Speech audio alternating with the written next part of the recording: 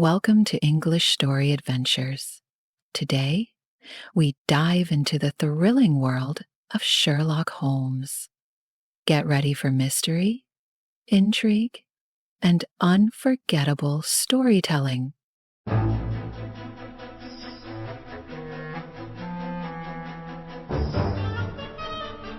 Chapter 5. You are near the end of your trouble.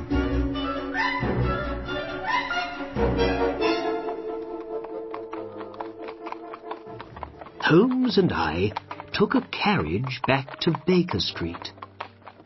He talked about the weather, but, of course, I wanted to know more about the case. I asked him a number of questions.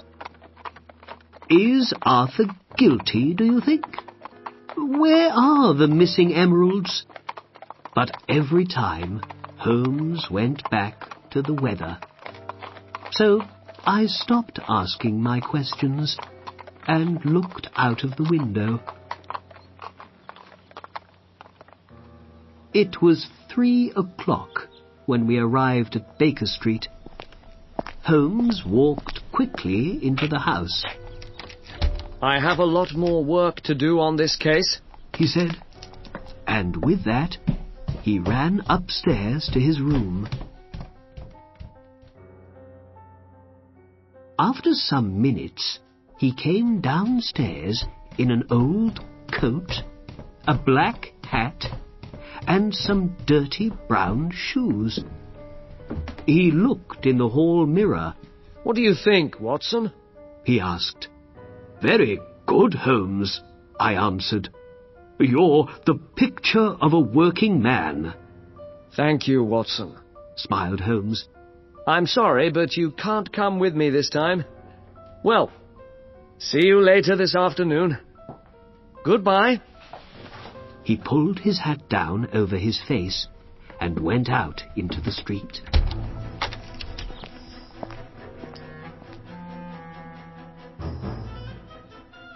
It was nearly 6 o'clock when Holmes came back. Hello, Watson, he said happily. Can you take this? He gave me an old black shoe. But what's it for? I asked. I can't explain now, he said. I'm going out again. To the West End this time. I'm going to be late home, I think, so don't wait for me. And how's it all going? I asked. All right.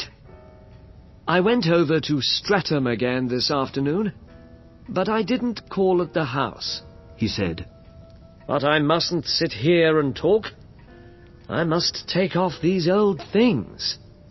I need to be Sherlock Holmes once again.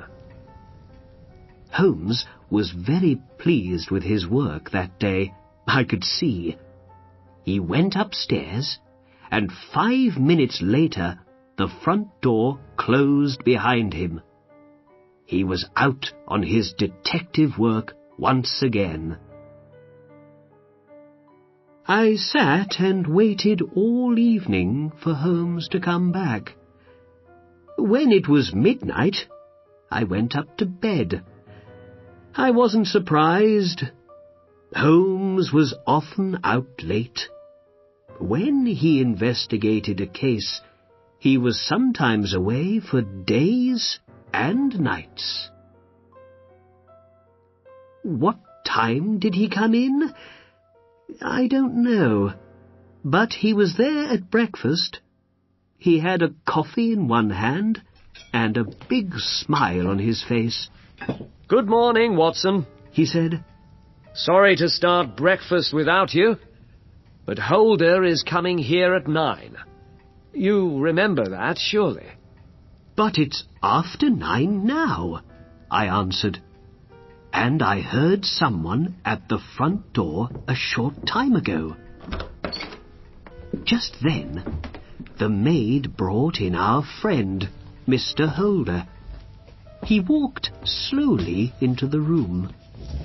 I pulled out a chair for him and he fell into it. I was very surprised when I saw him. His hair was whiter than before, and his face looked very tired. "Why is this happening to me?" he asked. "Only 2 days ago I was a happy man. Now everything in my world looks black. This morning, one more terrible thing happened in my house. My niece, Mary, left me." Left you? Asked Holmes. "Yes. She wasn't at breakfast this morning, and there was this letter for me on the hall table." Holder read the letter to us. "Dear Uncle, you and Arthur are in trouble because of me. I can't stay any longer in your house. I must leave you and never come back. I am going to move far away from here, so please don't look for me. Thank you for all the things you did for me. Your loving, Mary." "What is this letter all about?" asked Holder. This is all for the best, I'm sure, said Holmes. You know, Mr. Holder, you are near the end of your trouble, I believe. "Do you know something about the emeralds, Mr. Holmes?" asked Holder. Perhaps, said Holmes. Is £3,000 a lot to get the emeralds back, do you think? "No," said Holder. 3,000 is nothing." Well, write me a cheque for £3,000 then, said Holmes. Holder wrote the cheque and gave it to Holmes. The detective suddenly took out the missing corner of the crown from his pocket. "You have it!" shouted Holder. Yes, I do. And now you need to do one more thing for somebody, said Holmes. "And what's that?" asked Holder. You need to say sorry to your son, Arthur, said Holmes. "Is he innocent, then?" asked Holder. I told you this yesterday, said Holmes. And I say it again today. "Are you sure of it now?" asked Holder. Yes, I am, said Holmes. "Then let's go and tell Arthur at once." It's all right. He knows, said Holmes.